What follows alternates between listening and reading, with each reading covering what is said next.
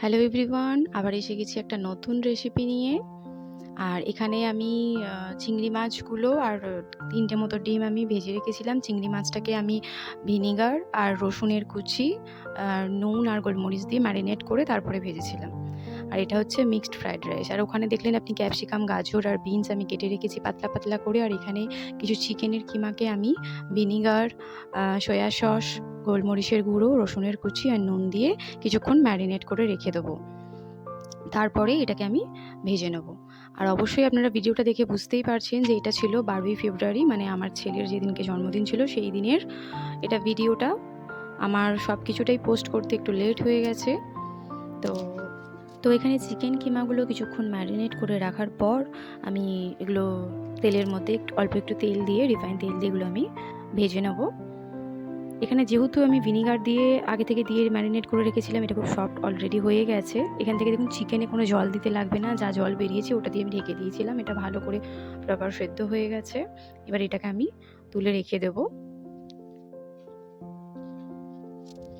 এইবার কড়াইয়ের মধ্যে আরেকটু রিফাইন তেল দিয়ে এর মধ্যে আমি 3টে মতো পেঁয়াজ একদম ফাইন কুচি করে রেখেছিলাম, তো ওই পেঁয়াজ দিয়ে দিলাম। আর এখানে আমি অনেকটা মতো রসুনও আমি কুচি করে রেখেছিলাম, সেটাও আমি দিয়ে দেবো। আর এখানে কিছুটা আদা আমি ক্রাশ করে নিয়েছিলাম, মানে একটু থেঁতো টাইপের, বা আপনারা কুড়িয়ে নিতে পারেন বা জুলিয়ান করে কেটে নিতে পারেন। সেটা দিয়ে একটু নাড়াচাড়া করে নিয়ে আমি কেটে রাখা সবজিগুলো, মানে গাজর, বিনস আর ক্যাপসিকামগুলো আমি দিয়ে ভালো করে নেড়ে চেড়ে নেব।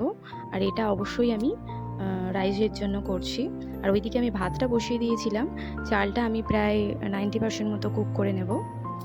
আর এখানে আমি দেখুন চালটা হয়ে গেছিলো, আমি সমস্ত সবজিটা ভাতের ওপর দিয়ে এর মধ্যে দিয়ে দিচ্ছি।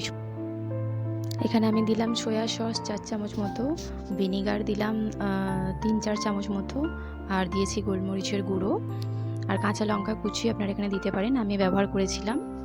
দিয়ে এই সমস্ত জিনিসটাকে হালকা হাতে ভালো করে নাড়াচাড়া করে নিতে হবে, নাহলে চালগুলো ভেঙে যাবে। এরপর আমি ধনেপাতা কুচি দিয়ে দিলাম। আমার কাছে পেঁয়াজ পাতা বা স্প্রিং অনিয়ন ছিল না, তাই আপনাদের কাছে থাকলে আপনারা অবশ্যই দেবেন। এরপরে এখানে আমি কিছুটা নুনও আমি দিয়ে দিয়েছিলাম, কারণ আমার একটু নুনটা কম লাগছিল, সেই জন্য।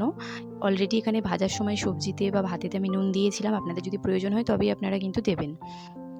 এর মধ্যে একটু চিনিও দিতে হবে অল্প একটু টেস্টের জন্য। আর এখানে আমি ভেজে রাখা সমস্ত ডিম, চিংড়ি মাছ সমস্তটা দিয়ে দেবো। আর আমি চিকেনটাও এর মধ্যে দিয়ে ভালো করে আমি এটা মিশিয়ে নেবো।